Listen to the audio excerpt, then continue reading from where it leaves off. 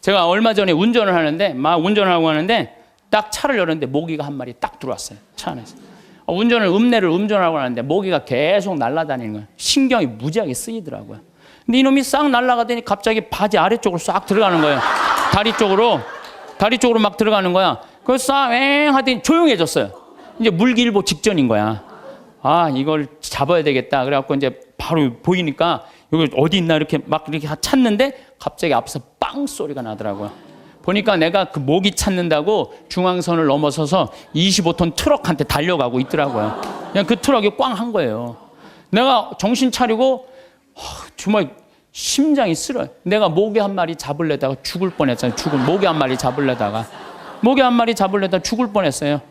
여러분들 우리 인생 살면서 미운 사람 있어요. 신경에 거슬리는 사람 있어요. 근데 그 사람 잡으려고 그러다가 여러분 인생 망치는 경우가 있어요. 우리가 지금 뭐 하는 게 중요해? 내 인생 운전하는 게 중요해. 그러니까 그 사람들 굳이 신경 쓰지 않아도 된다는 거예요. 근데 우리는 다 해결하려고 그래. 그냥 전부 그냥 다 사랑하려고 그래. 다 내가 미운 사람이 있으면 예수님한테 미안해. 그렇죠? 내가 미워하는 사람이 있으면 예수님한테 미안하잖아요. 그래갖고 그냥 이 사람도 사랑하고 주 예수의 이름으로 이 사람도 사랑하고 저 사람도 사랑하고 주 예수의 이름으로. 근데 여러분들 그러지 마세요. 어떻게 다 사랑해요. 여기 우리 이제 4월달, 5월달 이제 상추 막 이제 쑥간 뭐 이런 거 막 나잖아요. 그럼 우리가 얘기해요. 제발 따지 말라고. 또 상추를 따도 이게 잘 이렇게 솎아내면 되는데 깔린다고 그러잖아요. 잘 깔리면 되는데 서울 분들은 뽑아.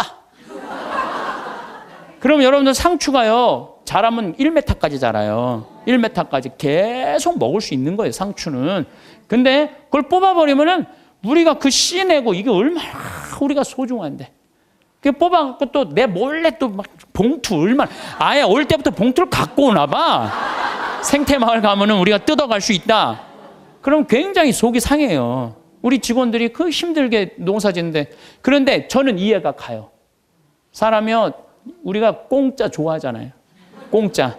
그것도 생태마을 이렇게 자연으로 농약 안 치는 거 있다 그러니까 그냥 갖고 가고 싶은 그런 마음.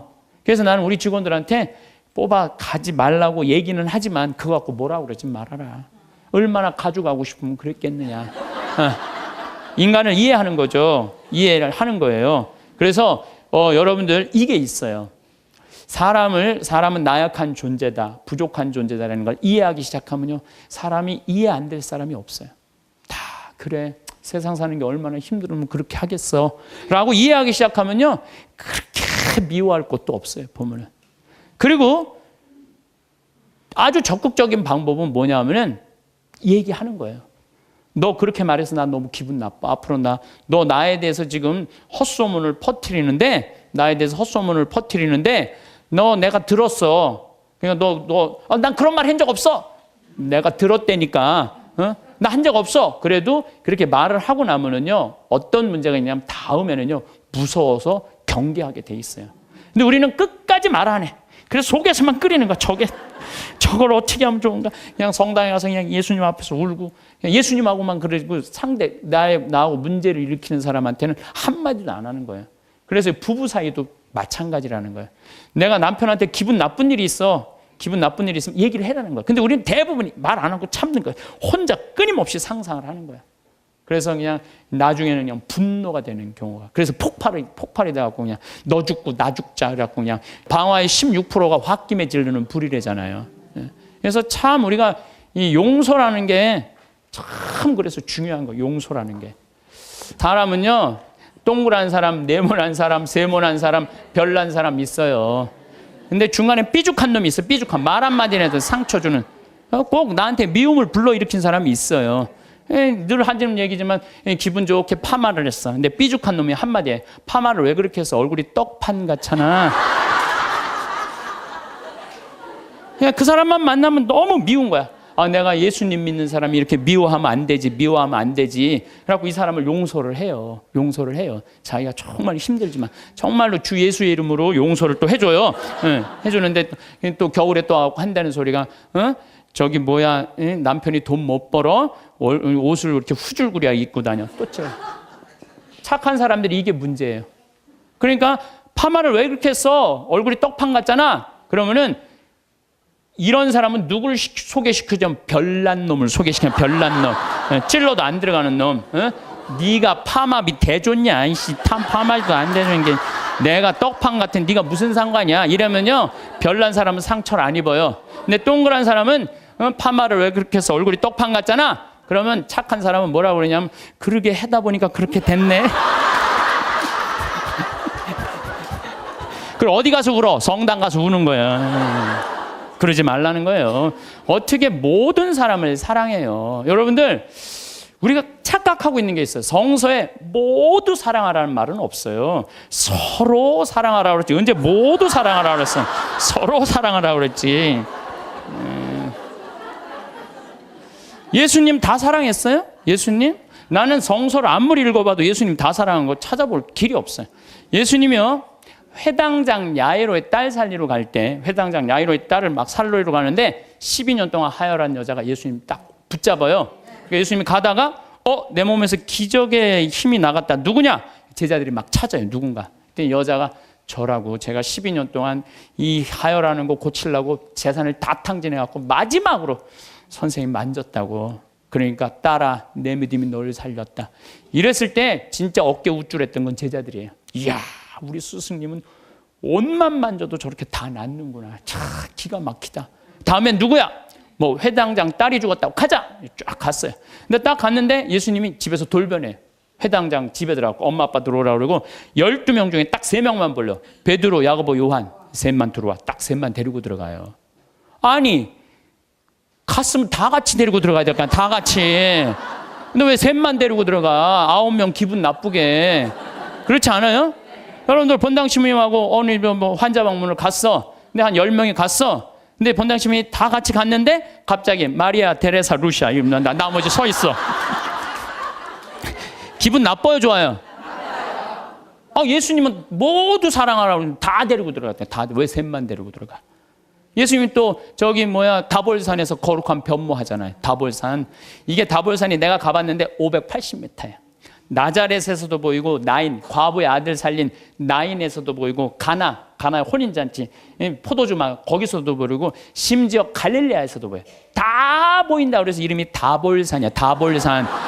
어떻게 2000년 전에 이름도 어쩜 그렇게 잘 졌는지 몰라. 이스라엘에서 다볼산. 다볼산에서 거룩한 변모하러 올라가셨는데 하늘나라의 모습을 보여주시려고 올라가신 거 아니에요? 그럼 다 보여줘야 될 거 아니야. 근데 누구만 데리고 올라냐면 베드로, 야고보, 요한만 데리고 셋만 데리고 올라가요. 아니 예수님도 12 중에 셋만 끼고 돌았는데 여러분들이 뭐라고 신자 3000명 다 뭐 네모난 놈, 동그란 놈, 세모난 놈, 별난 놈, 삐죽한 놈 다 사랑하려고 그래. 그러지 마세요. 사람이라는 건요 역량이라는 게 있어요. 역량. 내가 어느 정도 사랑할 수 있는 역량이 있어야 10명을 사랑할 역량이 10명만 하면 되고 20명 사랑할 20명만 하면 돼요. 근데 그냥 성당 세례받았던 이유 하나로 그냥 주 예수의 이름으로 다 사랑하려고 그러잖아요. 미쳐. 예수님이 겟세마니 동산에서 내 마음이 괴로워 죽을 지경이니 나와 함께 깨어 기도해라. 그러더니 갑자기 가까이 베드로, 야고보, 셋만, 요한만 셋만 오라 그래. 참 마지막까지도 예수님이 그들을 가까이 하셨어요. 9명. 그러니까 그중에 배신하는 놈이 나오는 거예요. 이게 쉽지가 않아요. 사도 바오로도 저하고 같은 생각을 하셨던 것 같아요. 데살로니가 2서 3장 13절을 보면 이런 말이 나와요. 형제 여러분, 여러분은 낙심하지 말고 계속 좋은 일을 하십시오. 좋은 일은 해내는 거예요. 낙심하지 말고. 우리가 이 편지에 적어 보내는 말에 누가 순종하지 않거든 그를 주목하여 그와 상종하지 마십시오. 상종하지 말래잖아요. 다 사랑하라는 게 아니에요. 상종하지 마십시오. 그렇게 하여 그가 부끄러운 일을 당하게 하십시오. 굉장히 감정적으로 썼어요. 그가 부끄러운 일을 당하게 하십시오. 그러나 그를 원수처럼 여기지는 말고 형제처럼 타이르십시오. 그러니까 우리가 이 사랑의 기준이요 아주 애매한 거예요. 원수처럼 여기지는 말라는 거예요. 상종하지는 말되. 그러니까 내가 마음에 드는 사람만 사랑하는 거는 좀 나같이 단계가, 영적인 단계가 낮은 사람이 하는 거고, 조금 더 높은 단계는 인간은 나약한 존재라는 걸 인정하는 거예요. 인간 사실 나약한 존재예요. 저나 여러분이나 다 나약해요. 여러분들 파바로티하고 루치아노 파바로티, 호세 카레라스, 그 다음에 플라치도 도밍고, 이 세 사람이 세계 3대 테너라고 그러잖아요.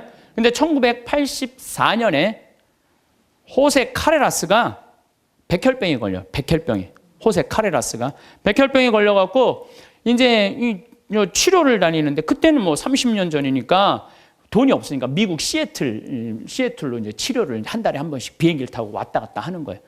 근데 돈이 다 떨어졌어요. 호세 카레라스가.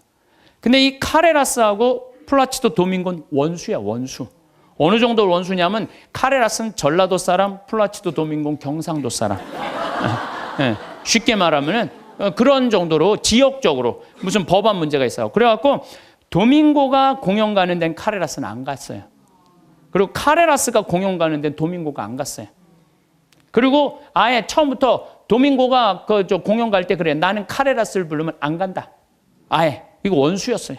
근데 그냥 백혈병에 가갖고 그냥 카레라스 이제 죽길보 지금 돈도 다 떨어지고. 근데 86년에 헤르모사라는 재단에서, 헤르모사라는 백혈병 재단에서 연락이 와요. 우리가 당신 도와줄 수 있을 것 같다고.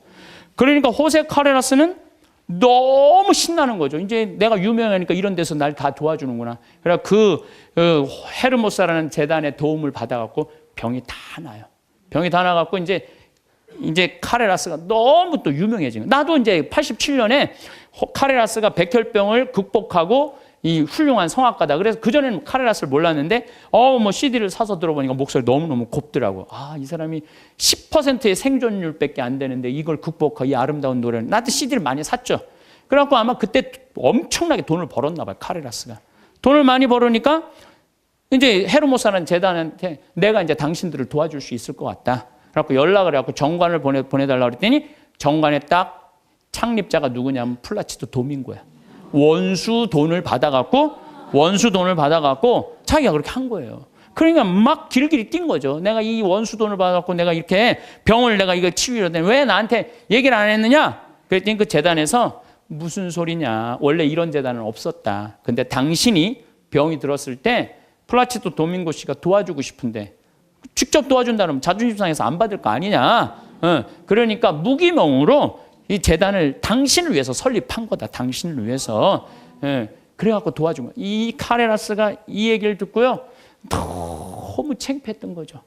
그래갖고 자기가 그 미워했던 플라치도 도밍고한테 마드리드에서 도밍고가 공연할 때 올라가고 노래 중간에 거기서 무릎을 꿇어요. 무릎을 꿇고 날 용서해달라고. 내가 당신 때문에 살았는데 당신을 그렇게 미워한 나를. 도밍고가 딱 일으켜서 아니라고. 당신 목소리가 너무 아까워서 내가 정말 도와주고 싶어서 도와줬다. 그리고 이제 그때부터 이제 세계 3대 테너 플라치도 도밍고, 호세 카레라스, 파바로티 이제 세상 떠났지만 그 노래를. 나도 그 잠실 체육관에 그 세 분이 왔을 때 노래했는데 둘이 이렇게 바라보고 노래를 하는데 얼마나 다정하게. 그래서 여러분들 우리가 그 아는 노래 중에 파니스 안젤리쿠스, 그래서 아름다운 거예요. 카레라스하고 도밍고가 같이 노래를 둘이 부르는 거예요. 이게 둘이 부르면 멋있거든요. 파니스 안젤리쿠스. 그런 카레라스가 파니스 미눔. 그러면서 이 온 세상 사람들한테 그냥 감동을.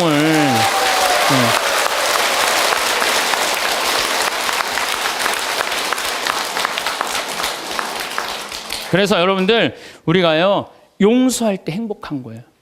용서할 때 내 마음이 자유로운 거예요. 신부님, 근데 그 사람이 내 남편이면 어떻게 해요? 그건 나도 몰라. 그 남편이면 나도 몰라 어떻게 되는지.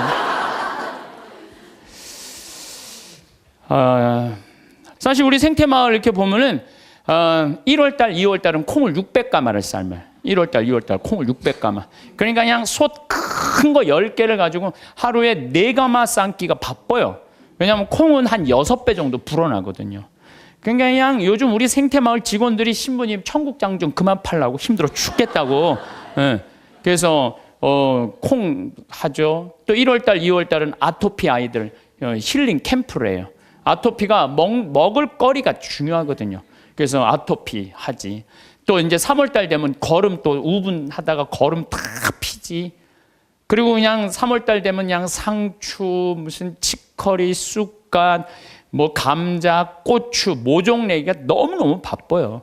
그러니까 그거 하다 보면 훌쩍 지나가. 저는 또 이제 3월 달에 이제 또 사순 이제 강의 다니고, 4월 달 되면 여기 구역장 반장님들 뭐 또 여기 오늘도 무슨 동창, 고등학교 동창들도 오고, 무슨 세무사님들도 오시고, 뭐 4월 달, 5월 달, 6월 달엔 정말로 많이 오고 피정으로 와요. 그러면은 이제 3월 달에 이제 모종낸 이제 상추, 뭐 쑥갓 이런 거 뜯어다가 된장만 갖다 줘도 얼마나 잘 먹는지 몰라요. 맛있다고. 그냥 자연에서 바로 먹으니까. 7월달, 8월달은 우리 학생들 또 3,000명 와서 환경 피정하고, 9월달은 또 이제 가을에 김장하려고 배추도 이번에도 한 4만 3천 포기 심어놨어요. 무는 10만 개 심고, 고추는 4천 근 해고, 일이 얼마나 많은지 몰라요. 예. 그러면 이제 9월달 또 이제 10월달 되면 이제 김장하기 시작해. 11월, 12월달까지 해요. 그리고 나는 또 나대로 또 특강 다니고 책 쓰고. 직원들이요, 정말로 그래. 신부님, 해만 지면 잔다는 거예요. 해만 지면. 죄질 시간이 어디 있어? 해만 지면 자는데. 예. 이게요, 아무 일도 안 하는 사람이 저녁에 밤새 잠은 안 오고 컴퓨터 인터넷 이상한 거나 보고 다니고 그러는 거예요. 그래서 사람은요, 일을 해야 돼요. 일을 해야 돼. 그리고 또 우리가 죄에 이르는 길이 뭐냐면 시기심이야. 시기심. 남 시기하는 거. 남 잘 되는 꼴을 못 봐. 이게요, 사촌이 땅을 사면 배가 아프지 말고, 사촌이 땅을 사면 어떻게 해야 돼? 축하해 줘야 돼요. 다 같이 잘 살아야 돼요. 제가 말씀드렸지만 유대인들은요, 철저하게 민족끼리는 서로 책임진다. 그러니까 그 민족 유대의식이 철저한 거예요. 우리도 정말 여기 어려운 형제들끼리, 제가 그래서 요즘 우리 형제들하고 하는 얘기가 그거야. 야, 우리도 개 모으자. 우리 형제들. 예, 그래갖고 50만 원, 100만 원씩 모아갖고, 이제 우리 형제들이 4형제인데 걔 모아갖고 우리 잘 살라고 그러는 게, 조카가 6이니까 걔네들 뭐 가게 하나 할 때 무이자로 빌려주는 거, 무이자로. 그러면 일어서는 게 훨씬 빠른 거죠. 유대인이 그렇게 해서 다 잘 사는 거. 우리나라 사람들도 그런 얘기야. 우리나라 사람들은 그냥 이자 꿔주고 그냥 뭐 조금 돈 한 1,000만 원 주고 이자를 2,000만 원, 3,000만 원. 이게 다 하느님 앞에서 책임져야 되는 사람들이에요. 다 하느님 앞에서. 그래서 저 출애굽기 18장에 보면 이웃한테 돈 꿔주고 이자 받지 말라는 거예요. 그 사람이 살게 해주는 게 그게 세상 사는 맛이지. 그 돈 꿔주고 그냥 막 돈 못 갚으면 신체 포기각서 막 쓰라고 그러고, 이건 정말로 죄가 꽉 차 있는 거죠. 근데 거기다가 판단까지 부정적으로 해. 그냥 자기 눈에 있는 들보 꺼낼 생각은 남의 눈엔 티끌만 찾아내려고. 여러분들 신앙생활하는 이유가 뭐예요? 나의 잘못을 자꾸 수정하는 거죠. 자꾸. 그래서 막 건강한 예수님, 하느님 완전한 것처럼 너희도 완전하라고. 그런, 내가 그렇게 완전을 향해서 노력하는 것이 좋은 거죠. 그런데 게으른 데다가 남 잘된 꼴을 못 보고 판단은 부정적으로 하는 게 욕심까지 있어. 이러면은요, 이거 정말 완전 죄로 가는 것 같아. 그래서 우리가 탐욕, 욕심, 이게 우리가 죄로 빠뜨리는 거예요. 저기 돈 때문에 회사나 국가 기밀 중국에 팔아먹는 사람들이 있어요. 정말 정신 나간 사람들이죠. 지금 중국이 어떤 나라인데 거기다가 지금 중국이요, 경제 규모가 8조예요. 우리는 1조인데. 그러니까 거기다가 그걸 팔아먹으면 어떻게, 거기 걸 빼와야지. 근데 그냥 뭐 사장 자리 준다, 부사장 자리 준다, 이런 거에 혹해갖고 그냥 우리나라, 그냥 얼마 전에도 세계 특수강 업체 직원들이 억대 연봉 준다고 그냥 그걸 다 팔아는, 나라 국부가 유출되는 거예요. 다 뭐 때문에? 탐욕 때문에. 탐욕 때문에. 탐욕 많은 부자들이요, 사람들 무시해요. 돈 많은 부자들이요, 사람 무시해. 왜 무시하는 줄 알아요? 사람 가까이 하면 도와달라고 그럴까 봐. 그게 귀찮으니까 아예 사람도 안 만나는 부자들 많아요. 그냥 자기만 그냥 그 돈 그냥 쥐고 쓰지도 않고. 그래서 제가 늘 말씀드리지만 돈은요, 쓴 것만 내 돈이에요. 만약에 100억 있어. 근데 이 사람이 하나도 안 쓰고 죽었어. 그럼 그 사람 거지예요, 거지. 그렇지 않아요? 하나도 100억을 그대로 아까워갖고 한 푼도 안 쓰고 죽었어. 그게 무슨 100억 재산가예요. 근데 내가 한 5억, 10억 있어. 근데 그거 어려운 사람도 도와주고 맛있는 것도 먹고 나라 경제 돌아가라고 소비도 좀 하고, 이거는요, 그 사람은 정말 알찬 부자예요. 근데 한 푼도 안 누고 그냥 싸두는 재미로만 갖고 있는다. 그 사람들은 탐욕 속에 사는 사람들, 나누지 않는 사람들. 우리가 죄 짓는 이유가 뭐냐면 다 욕심 때문에. 사랑받고 싶은 욕심, 돈 더 벌고 싶은 욕심, 출세하고 싶은 욕심, 자식 좋은 대학 보내고 싶은 욕심 때문에 우리가 괴로운 거예요. 내 인생에 내가 언제 제일 괴로웠나? 나도 보니까 내가 욕심 필 때 제일 괴로웠더라고. 나도. 내가 이제 여기 생태마을 한 10년 동안 하니까 아유, 여기 뭐 여러분들처럼 이렇게 많이 오는 거예요. 근데 많이 오는데 보통 우리가 여기 수용할 수 있는 인원이 200명. 근데 막 300명, 400명씩 막 온다고 그러는 거예요. 그러니까 3년 전, 4년 전에 이제 여기 한 거의 진짜 한 100억을 들여서 정말 꾸며놨어요. 근데 한 300명, 400명 오니까 200명이 딱 맞는다는데 욕심이 생기는 내가. 이거 강당이 너무 조그만데 이거 좀 크게 해야지. 그래갖고 황토 성당 지으려고 계획을 했었어요. 설계까지 다 했어요. 사제관도 우리 부관장 신부님들이 오니까 사제관도 통나무집 좋은 데 있는데 황토 사제관을 짓는다고 설계도 다 해놨어요. 수영장도 저 마당에다 수영장도 해놔갖고 오는 분들이 수영도 또 내가 욕심을 피는 거죠. 근데 떨커덕 4년 전에 그런 계획을 했는데 떨커덕 내가 위암이 딱 걸린 거예요. 위암이 걸려 수술하러 들어가려고 이렇게 생각을 하니까 내가 만약에 죽는다면 성당이 뭐가 필요해? 황토 성당에. 사제관이 뭐가 필요해? 나 죽으면 내 후임자만 좋지. 네. 그렇지 않아요? 네.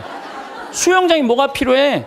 그래서 저는 암 걸리기 전에는 7일 중에 9일을 일을 했어요. 7일 중에 9일을. 네. 무슨 얘기냐면은 아침에도 강의하고 밤에도 강의하고 어떤 날은 서울에서 오전에 강의하고 밤에 부산에서 강의하고 막 이랬어요. 미국 강의도 만약에 뭐 7월 15일부터 18일까지 미국 강의다. 그럼 15일 날 아침에 도착해가고 18일 강의 끝나고 한국에 와서 또 강의하고 이렇게 살았어요. 죽을 둥 살 둥 사는 거죠. 나 죽으면 무슨 소용이 있어? 나 죽으면 여러분들 어떻게 할 것 같아? 아유, 그 아까운 신부 죽었네? 그리고 끝이야. 그걸로 끝이에요. 아까운 신부 죽었네? 그리고.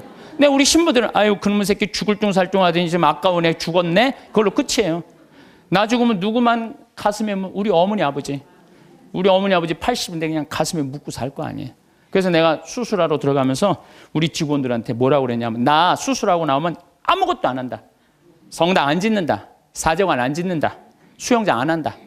백지다, 백지.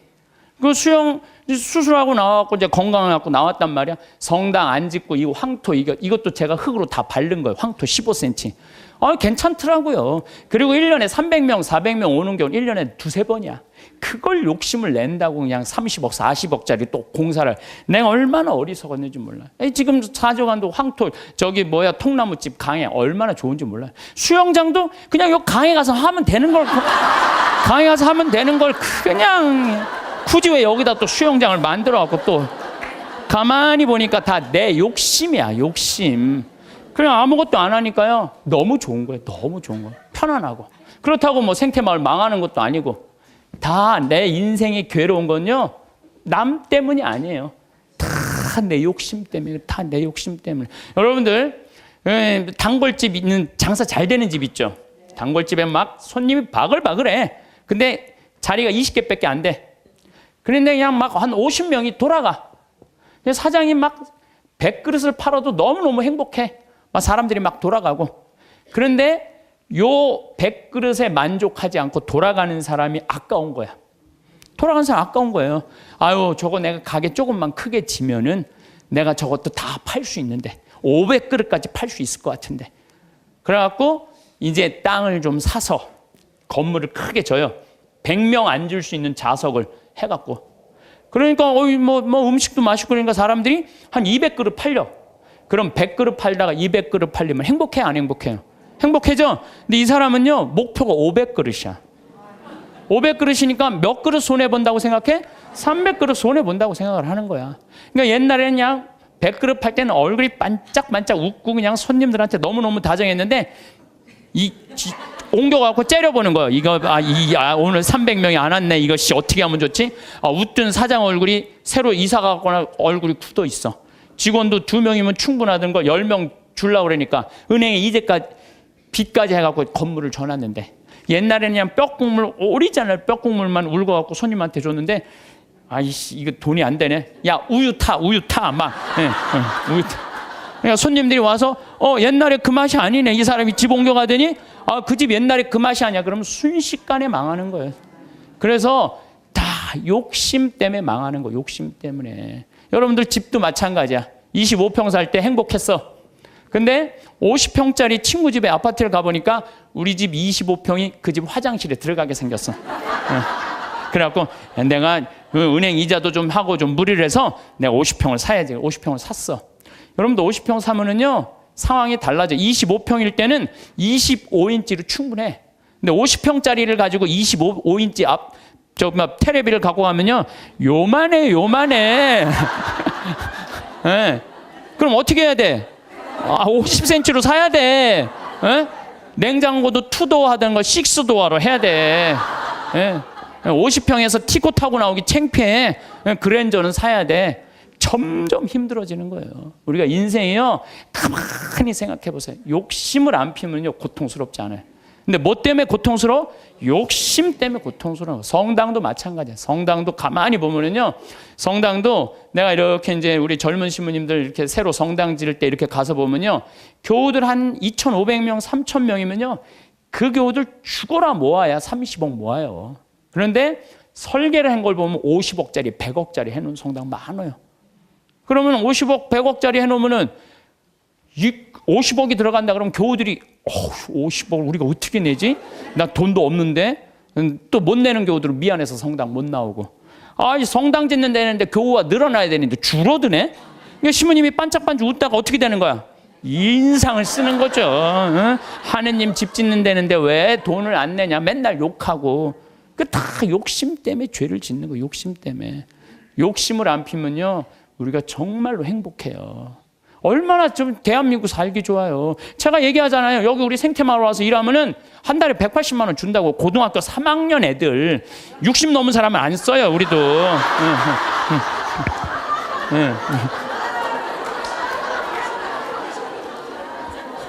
아니 그랬더니 많은 분들 신부님 노인들한테 강의하면서 살으라 하면서 왜 60? 우리는요, 우리 직원 23명이 다 60이 다 넘어서. 그래서 우리도 세대 교체가 필요해. 그래서 지금 최고 나이 많은 직원 70에 70. 근데 우리는 안 내보내요. 74인가? 최고 나이 많은 우리는 안 내보내요. 일을 할 수 있을 때까지 우리는 안 내보내는 게 내 기본 목적이에요. 근데 젊은 애들 이제 들어와야 된다. 그래서 고등학교 3학년 애들 180만 원 준다니까. 3달. 실습 3달. 그걸 주나면 그러면 한 달에 200만 원 먹여주고 재워주고. 얼마나 좋아요. 그런데 여기를 안 오는 거예요. 여기를. 왜? 내 자식만은 연봉 3천, 4천만 원 되는데 보내고 싶다는 거예요. 여러분들, 미국 사람들이요, 얼마 버는 사람이 제일 행복한 줄 알아요? 4만 달러 버는 사람들이 제일 행복하대요. 이 연봉. 그래서 4만 달러면 얼마냐면 우리나라 4천만 원, 4천만 원. 4천만 원이면요, 우리나라에서 300만 원 정도 버는 사람이요, 미국에서 제일 행복하대요. 근데 우리나라 사람은 어떤 줄 알아요? 500만 원을 한 달에 벌어도 자기네들은 저소득자라고 생각을 하는 거예요.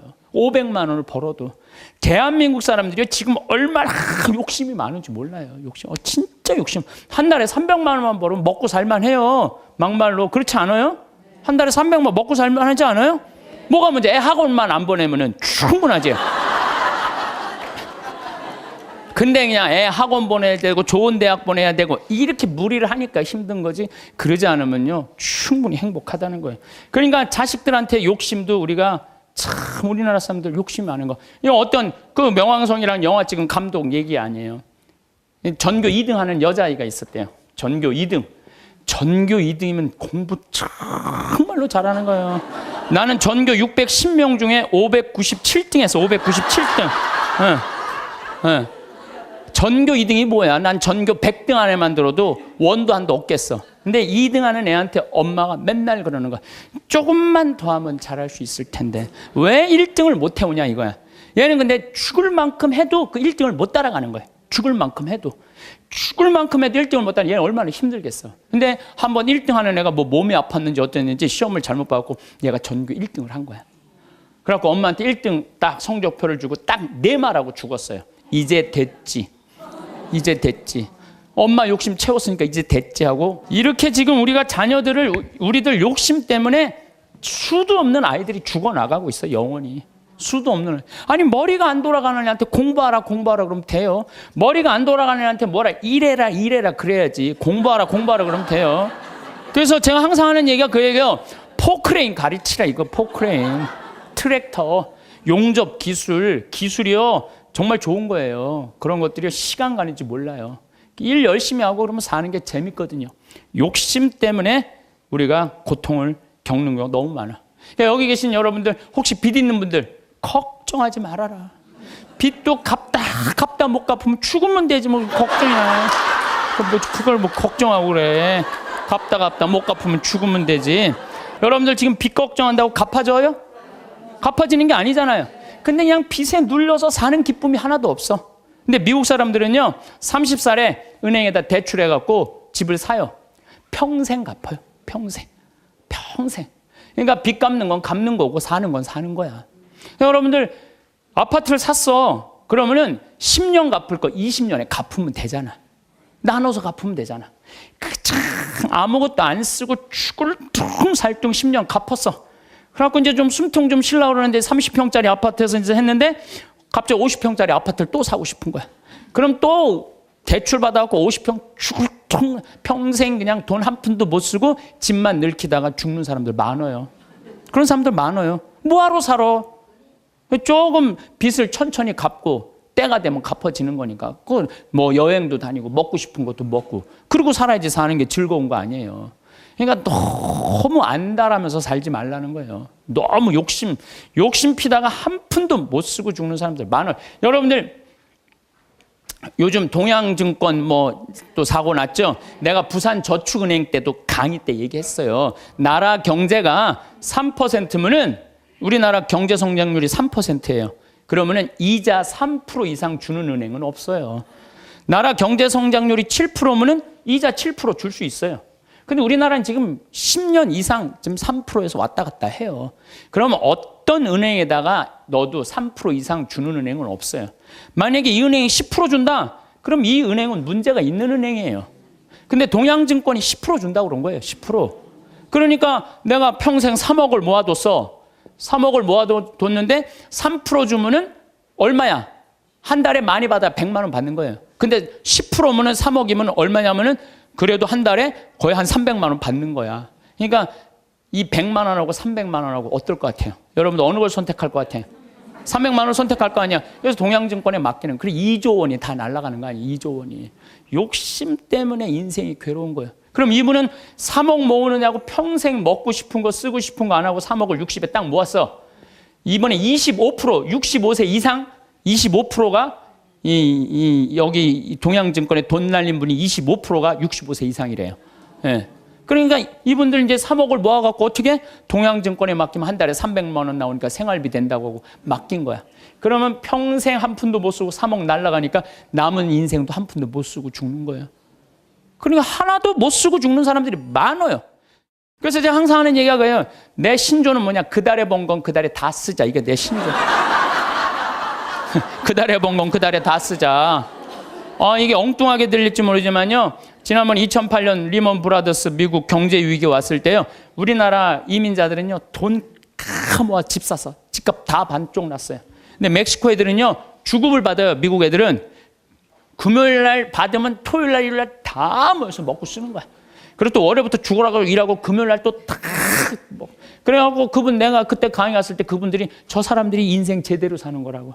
우린 평생 살면서 고생만 했지 마음 놓고 먹어본 적이 없는데 쟤네들은 토요일 날 일요일만 되면 모여가고 먹고 그냥 쟤네들은 날아갈 것도 없으니까 얼마나 속 편이야 이거예요. 날아갈 것도 없으니까. 속쓰리는 그냥 한국 사람들만 그냥 집 다 사돈 한국 사람들 속쓰리는 거예요. 그러니까 여러분들 써라. 쓰고 열심히 벌면 된다. 쓰고 물론 저축도 하긴 해야 되지만은 돈 아까워서 한 푼도 못 쓰는 사람들 이런 사람들 참 많아요. 그래서 우리가 좀 지혜로워야 돼. 욕심이 얼마 전에 뭐 무슨 여행사에서 200만 원을 주면 뭐 2억을 준다고 그랬는데 돈이 얼마나 많이 모이는지 모른다고 지금 경찰에서 지금 조사 들어갔잖아요. 여러분들 그게 지금 가능한 얘기예요? 200만 원을 줬는데 2억을 벌리게 해준다는 게 가능해요? 근데 그 수많은 사람들이 그 돈을 넣는 게 뭐야? 다 이놈의 욕심 때문에. 욕심 때문에 죄를 짓는 거예요. 욕심 때문에. 그러니까 여러분들은 누가 뭐 5% 줄 테니까 돈 맡겨. 믿지 마세요. 3%만 맡기세요. 3%만. 그래갖고 괜히 소중하게 모은 돈 하루아침에 날리지 마시고 차라리 그 날리는 대신 쓰는 게 더 나아. 먹고 돌아다니면 억울하지는 않잖아. 한 푼도 안 쓰고 그냥 그대로 날아가면요. 그때 땅을 치고 통곡하지 마시고 신부 말을 좀 들으세요.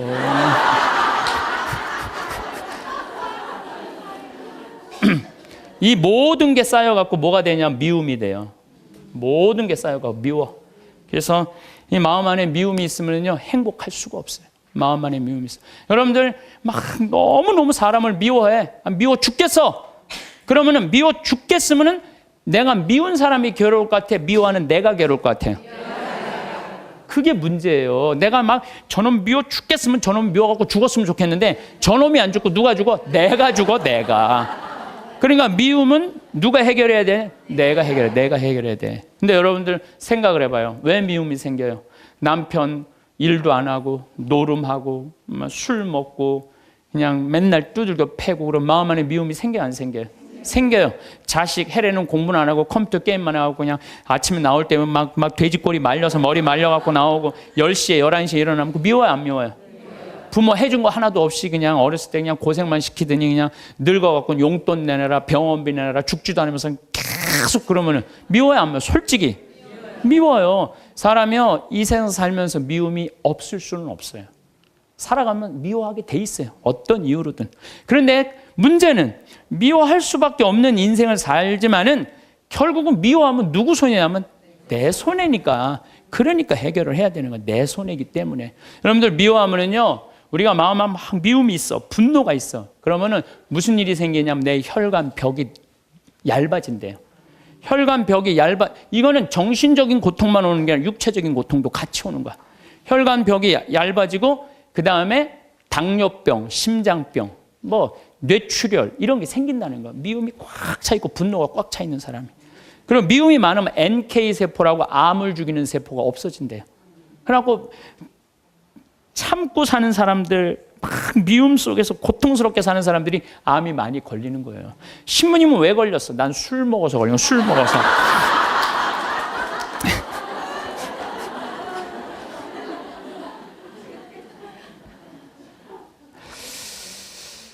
저는 우리 인간이 살아가면서 이게 굉장히 참 중요한 것 같아요. 인생을 살면서 일이 없어. 게을러. 그럼 죄를 지을 수밖에 없어요.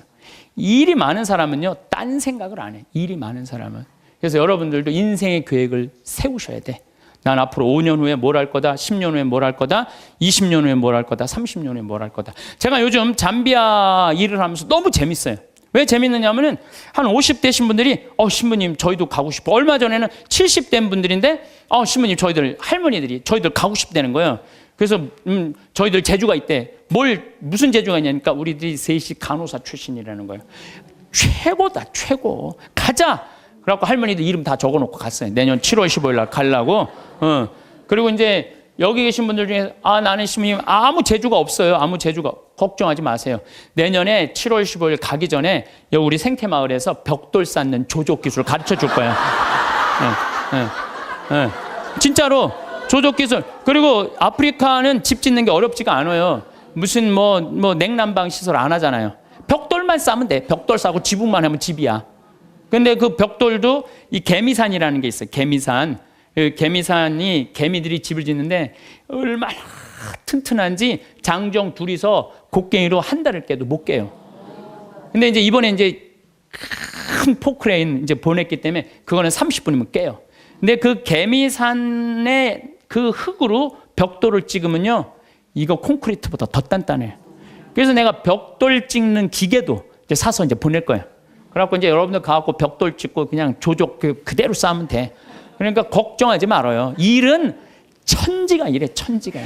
내가 계획을 안 세워서 그렇지. 그래서 일을 하는 사람은 죄를 안 져요. 그 다음에 시기, 남 칭찬해줘라. 옆에 사람들 잘 되면 얼마나 좋아요. 칭찬해주고. 사촌이 땅을 사면 축하해 줍시다. 예? 우리 다 같이 잘 살아야지. 다 같이. 예. 그러고 난 다음에 판단을 해도 부정적인 판단을 해야 돼? 긍정적인 판단을 해야 돼? 항상 좋은 쪽으로 생각을 하세요. 예수님이 그러잖아요. 심판하지 말아라. 심판은 오로지 한 분만이 할 수 있다. 하느님만이 할 수 있다. 저는 사실은 요즘 전 개인적으로 이런 생각이 많이 들어요. 막 우리 교회에 안 나오면은 구원받을 수 없다 이러잖아요. 구원은 누구한테 유보된 거예요? 하느님한테 유보된 거예요. 구원은 누구만 결정할 수 있는 거예요? 하느님만이. 근데 우리가 저 사람 구원받는다, 이 사람 구원 못 받는다, 이거는요 인간이요 도를 넘어서는 거예요. 오로지 심판하실 수 있는 분은 누구 한 분이다? 하느님 한 분밖에 없다. 그러니까 우리는 예할 건 예하고 아니오 할 건 아니오만 해야지, 쟤는 저 지옥 갈 거야, 쟤는 연옥 갈 거야, 저 사람은 천당 갈 거야, 그건 아무도 몰라요. 아무도 몰라요. 그래서 가끔 우리 천주교는 요즘 제가 어떤 생각이 드느냐면, 우리 천주교는 굉장히 요즘 넓어요. 그래서 교회 밖에도 구원이 있다고 그래요. 근데 난 전적으로 동의해요. 교회 밖에도 구원이 있어요. 여러분들, 우리 조상님들은 세례 받았어요, 안 받았어요? 500년 전, 1000년 전 조상님들은 세례 못 받았잖아요. 그럼 다 지옥 가 있어요? 아니죠. 그럼 천당 가 있어요? 모르죠.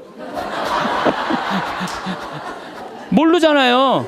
그러니까 누구한테 유보시켜줘야 돼? 하느님께 유보시켜줘야 돼요. 아니, 세례를 안 받았어도 착하게 양심적으로 자연의 순리 따라 살아간 분은 하느님 뜻대로 산 사람들이라고 우리가 생각해줘야 되는 거예요. 그러니까 판단하지 말라는 거예요. 판단하지 마. 그 다음에 욕심 피지 말고. 1 더하기 1은 2예요. 근데 한 걸음 한 걸음 가지 한 번에 10걸음 가려고 그러면은 떨어지든지 넘어지든지 까지든지 해요. 그러니까 한 걸음 한 걸음 가는 인생, 이게 겸손이에요. 겸손이에요. 저도 수없는 경험을 통해서 나도 욕심 많이 폈었죠. 돈에 대한 욕심, 일에 대한 욕심. 그 펴본 결론, 아니다, 오늘 하루가 제일 중요하다. 하루하루가. 그래서 여러분들 그렇게만 살면요, 남의 재물 탐내지 않는 사람이요 제일 행복한 사람이에요. 내가 어제도 이런 얘기를 했어요. 굉장히 아주 요즘 뜨는 배우 엄마야. 그랬더니 어떤 사람이 와갖고 요즘 뜨니까 돈 좀 5천만 원 내라고. 그 남의 재물 탐내는 거예요. 그렇지 않아요? 부자들한테 가갖고 당신 돈 좀 내놓으라고. 그게 남의 재물 탐내는 거예요. 내고 싶을 때 내는 거지, 내가 내랜다고 부자라는 이유 하나로 어디 가서 돈 내놓으라고. 그거 강도짓이야, 강도짓. 그래서 나는 우리 교우들이 3억을 도와준 거는 내고 싶은 사람들이 낸 거예요. 내가 강제로 내라고 해서 한 사람도 없어요. 딱 2명. 우리 어머니하고 형한테만 강제로 내라고 그러고. 욕심 피지 말고 마음 안에 미움이 있으면 평화가 없다. 이 얘기는 제가 다음 시간에 이어서 왜 마음에 평화가 없는지에 대한 이야기를 하도록 하겠습니다. 감사합니다. 누구나 한 번쯤은 이런 경험이 있을 겁니다. 별것 아닌 일인데 자꾸 마음에 걸리는 사람, 생각만 해도 가슴이 답답해지는 관계, 그리고 그 감정이 하루 종일 머릿속을 맴도는 순간들 말입니다. 아침에 눈을 뜨면서부터 그 사람 생각에 기분이 가라앉고 밤에 잠들기 전까지도 그 일이 떠올라 잠을 설치게 됩니다. 이렇게 작은 미움 하나가 하루를 흔들고 일주일을 흔들고 결국 삶 전체를 흔들어 놓습니다. 사실 그 사람이 내게 큰 해를 끼친 것도 아닙니다. 그저 말투가 거슬렸거나 행동이 마음에 들지 않았거나 나를 무시하는 것 같은 느낌을 받았을 뿐입니다. 하지만 그 작은 감정은 눈덩이처럼 불어나서 어느새 내 마음 한가운데를 차지하게 됩니다. 그리고 그 미움에 사로잡혀 있는 동안 정작 중요한 것들을 놓치게 됩니다. 오늘 하루 날씨가 얼마나 좋았는지, 가족이 건네준 따뜻한 말 한마디, 창밖으로 보이는 아름다운 풍경, 이 모든 것들이 그 미움이라는 먹구름에 가려져 보이지 않게 됩니다. 더 안타까운 건 그 미움에 매달리는 동안 내 인생의 방향을 잃어버린다는 점입니다. 원래 하려던 일이 있었는데 그 감정 때문에 집중을 못하게 되고 만나고 싶었던 사람과의 시간도 온전히 즐기지 못하게 됩니다. 미운 사람 때문에 화가 나서 다른 사람들에게까지 나를 세우게 되고, 그러다 보면 정작 소중한 관계들마저 상처를 입게 됩니다. 결국 그 미움은 상대방을 향한 것 같지만 실제로는 나 자신의 평온함과 안정을 무너뜨리는 독이 되어버립니다. 그런데 잠깐 생각해보면 그 사람이 내 인생에서 차지하는 비중이 얼마나 될까요? 내가 아침에 일어나서 잠들 때까지 함께하는 사람도 아니고 내 인생의 중요한 결정에 영향을 미치는 사람도 아닙니다. 그런데도 그 사람에 대한 감정이 내 하루를, 내 마음을, 내 건강을 좌우하게 내버려 두는 건 너무 아까운 일입니다. 미운 사람보다 훨씬 더 중요한 것은 바로 나의 평온함입니다. 내 마음의 평화, 내 몸의 건강, 내 하루의 고요함, 이것들이야말로 누구에게도 빼앗겨서는 안 되는 소중한 것들입니다. 많은 사람들이 이런 고민을 합니다. 모든 사람과 잘 지내야 한다는 생각, 누구에게나 좋은 사람으로 보여야 한다는 부담감, 그리고 미워하는 마음을 갖는 것 자체가 나쁜 것이라는 죄책감 말입니다. 그래서 억지로 웃으며 인사하고, 억지로 참으며 대화하고, 억지로 이해하려고 애씁니다. 하지만 이런 강박은 오히려 더 큰 피로감을 불러옵니다. 억지로 이해하려 할수록 더 이해가 안 되고, 억지로 참으려 할수록 더 화가 나고, 억지로 잘 지내려 할수록 더 힘들어집니다. 그리고 그렇게 쌓인 감정들은 어느 순간 폭발하거나 아니면 마음속 깊은 곳에서 서서히 나를 병들게 만듭니다. 모두를 사랑해야 한다는 강박, 모두에게 좋은 사람이어야 한다는 강박이 결국 나를 가장 지치게 만드는 원인이 됩니다. 사실 모든 사람과 잘 맞을 필요는 없습니다. 세상에는 수많은 사람들이 살아가고 각자 다른 성격과 가치관을 가지고 있습니다. 어떤 사람과는 자연스럽게 잘 통하지만 어떤 사람과는 아무리 노력해도 편하지 않을 수 있습니다. 그리고 그건 누구의 잘못도 아닙니다. 단지 서로 맞지 않을 뿐입니다. 맞지 않는 사람과 거리를 두는 것은 미움이 아니라 자기 보호입니다. 내 마음의 평화를 지키기 위한 선택입니다. 굳이 억지로 가까워지려 하지 않아도 됩니다. 최소한의 예의만 지키고 필요한 만큼만 관계를 유지하면 됩니다. 그 사람을 미워할 필요도 없고 그렇다고 무리하게 좋아하려 애쓸 필요도 없습니다. 그저 적당한 거리를 유지하며 서로의 삶을 존중하면 됩니다. 이렇게 거리를 두는 것이 처음에는 어색하고 불편할 수 있습니다. 혹시 내가 냉정한 사람이 되는 건 아닐까? 혹시 다른 사람들이 나를 이상하게 볼까? 걱정도 됩니다. 하지만 시간이 지나면 알게 됩니다. 그 거리가 나를 얼마나 편안하게 해주는지, 그 공간이 나에게 얼마나 필요했는지를 말입니다. 그리고 그렇게 확보한 마음의 여유로 정말 소중한 사람들에게 더 따뜻하게 대할 수 있게 됩니다. 미움이라는 감정을 들여다보면 재미있는 사실을 발견하게 됩니다. 그 미움의 뿌리에는 사실 다른 욕심이 숨어 있다는 것입니다. 인정받고 싶은 마음, 사랑받고 싶은 마음, 존중받고 싶은 마음, 더 가지고 싶은 마음, 이런 욕심들이 채워지지 않을 때 미움이 생겨납니다. 예를 들어 누군가가 나를 무시하는 것 같아서 화가 난다면 그 안에는 인정받고 싶은 욕심이 있습니다. 누군가가 나보다 더 좋은 대우를 받는 것 같아서 불편하다면 그 안에는 나도 똑같이 대우받고 싶은 욕심이 있습니다. 누군가가 내 말을 듣지 않아서 답답하다면 그 안에는 내 뜻대로 되길 바라는 욕심이 있습니다. 이렇게 미움의 이면에는 항상 욕심이 자리 잡고 있습니다. 그런데 이 욕심을 채우려고 하면 할수록 미움은 더 커집니다. 인정받으려고 애쓸수록 더 인정받지 못하는 것 같고, 사랑받으려고 애쓸수록 더 외로워지고, 더 가지려고 할수록 더 부족한 것 같은 느낌이 듭니다. 그리고 그 과정에서 미움은 점점 더 단단해지고 마음은 점점 더 무거워집니다. 미움은 상대를 향한 것 같지만 실제로는 나 자신을 가장 먼저 해칩니다. 미운 사람을 생각할 때마다 혈압이 오르고 스트레스 호르몬이 분비되고 몸 전체가 긴장 상태에 놓입니다. 잠을 제대로 못 자게 되고 식사도 제대로 하지 못하게 되고 소화도 잘 안 됩니다.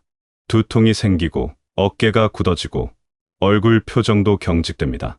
더 무서운 건 마음의 병입니다. 미움에 사로잡혀 있으면 세상이 온통 불공평하고 불만스럽게 보입니다. 작은 일에도 예민하게 반응하게 되고 다른 사람들의 말 한마디가 다 비난처럼 들립니다. 점점 방어적이 되고 공격적이 되고 고립되어 갑니다. 그리고 그 고립 속에서 미움은 더욱 깊어집니다. 결국 미움이라는 독은 상대방이 아니라 나 자신을 병들게 합니다. 상대방은 아무렇지 않게 잘 지내는데 정작 나만 그 미움 때문에 괴로워하고 있는 경우가 대부분입니다. 그러니 미움을 품는다는 건 결국 나 자신에게 독을 먹이는 것과 같습니다. 그렇다면 어떻게 해야 할까요? 미움을 없애려고 억지로 애쓸 필요는 없습니다. 미움이 드는 건 자연스러운 감정입니다. 다만 그 감정에 매달리지 않으면 됩니다. 미움이 올라올 때 그 뒤에 숨어 있는 욕심을 들여다보는 겁니다. 내가 지금 무엇을 바라고 있는지, 무엇을 얻으려 하고 있는지, 무엇에 집착하고 있는지를 살펴보는 겁니다. 그리고 그 욕심을 조금씩 내려놓는 연습을 합니다. 모두에게 인정받을 필요는 없다고, 모두에게 사랑받을 필요는 없다고, 모든 것을 다 가질 필요는 없다고 스스로에게 말해줍니다. 인정받지 못해도 괜찮고, 사랑받지 못해도 괜찮고, 가지지 못해도 괜찮다고 받아들입니다. 처음에는 이게 쉽지 않습니다. 욕심을 내려놓는다는 게 마치 포기하는 것처럼 느껴지고 지는 것처럼 느껴집니다. 하지만 조금씩 연습하다 보면 알게 됩니다. 욕심을 내려놓는 게 포기가 아니라 자유라는 것을, 지는 게 아니라 이기는 것이라는 것을 말입니다. 욕심에서 자유로워질 때 비로소 미움에서도 자유로워질 수 있습니다. 욕심을 내려놓으면 비교도 사라집니다.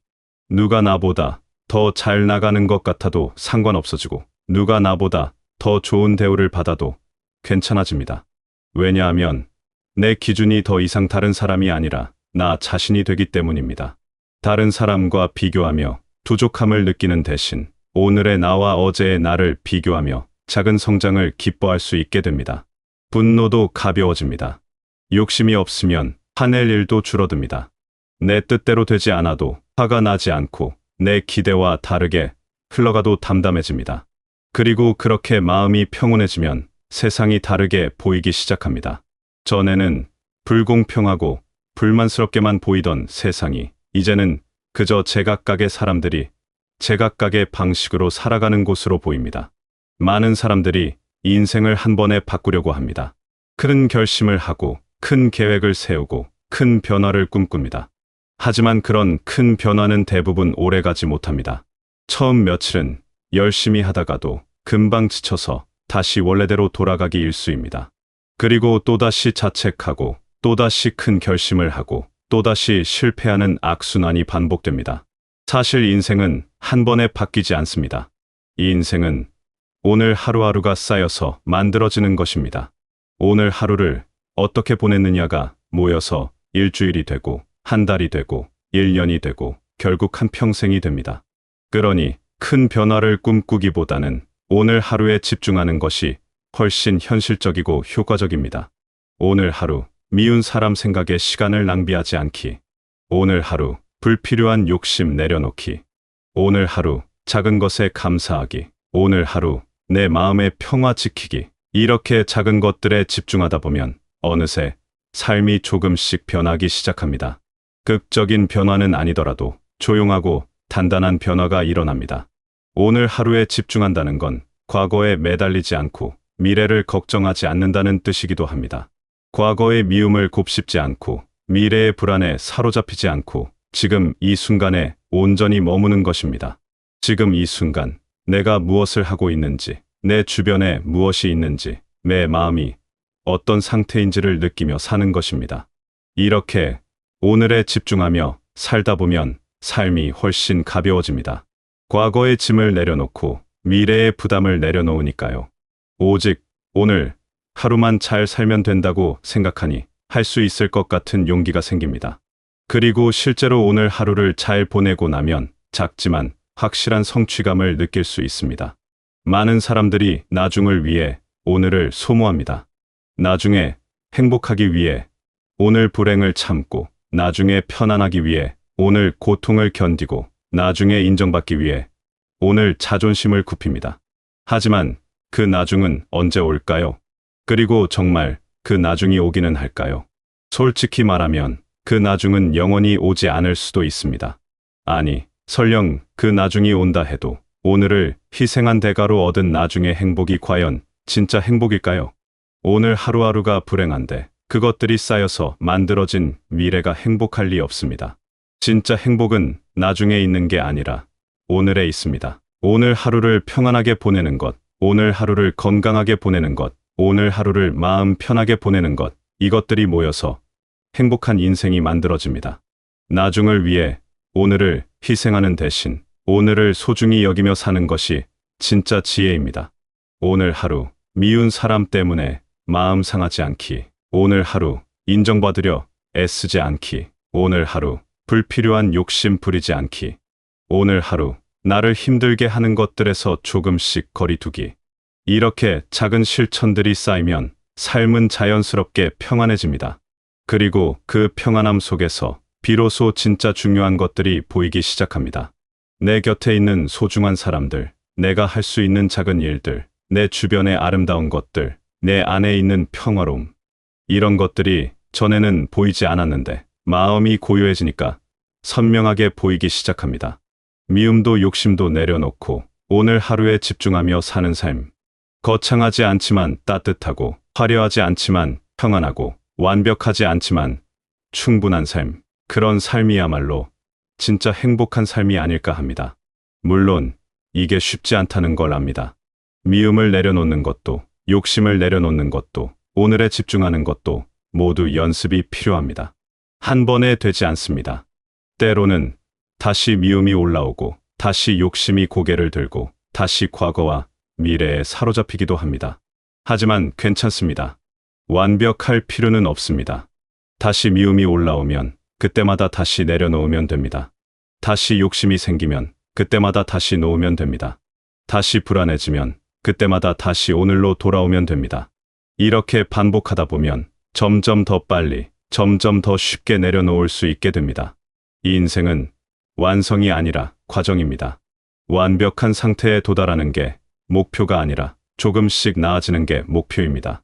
어제보다 오늘 조금 더 평안하고, 오늘보다 내일 조금 더 자유롭고, 그렇게 한 걸음 한 걸음 나아가는 것이 인생입니다. 그러니 너무 조급해하지 마세요. 너무 자책하지 마세요. 너무 완벽하려 하지 마세요. 그저 오늘 하루 할 수 있는 만큼만 하면 됩니다. 오늘 하루 미움 조금 내려놓고, 오늘 하루 욕심 조금 내려놓고, 오늘 하루 마음 편하게 지내는 것. 그것만으로도 충분합니다. 그렇게 하루하루를 보내다 보면 어느 순간 깨닫게 될 겁니다. 내가 찾던 평화가 멀리 있지 않았다는 것을, 내가 원하던 행복이 거창한 것이 아니었다는 것을 말입니다. 평화는 오늘 하루를 편안하게 보내는 것이고, 행복은 오늘 하루를 감사하게 보내는 것입니다. 미운 사람도, 채우려던 욕심도, 불안한 미래도 모두 내려놓으세요. 그리고 오늘 이 순간, 지금 여기에 온전히 머무르세요. 지금 숨 쉬고 있는 이 순간, 지금 살아있는 이 순간, 지금 이렇게 하루를 살아가고 있는 이 순간이 얼마나 소중한지 느껴보세요. 여러분의 하루하루가 미움이 아닌 평안으로, 욕심이 아닌 감사로, 불안이 아닌 고요함으로 채워지기를 바랍니다. 그리고 그렇게 쌓인 하루들이 모여 여러분의 인생이 진정으로 평화롭고 건강하고 행복한 삶이 되시길 바라겠습니다.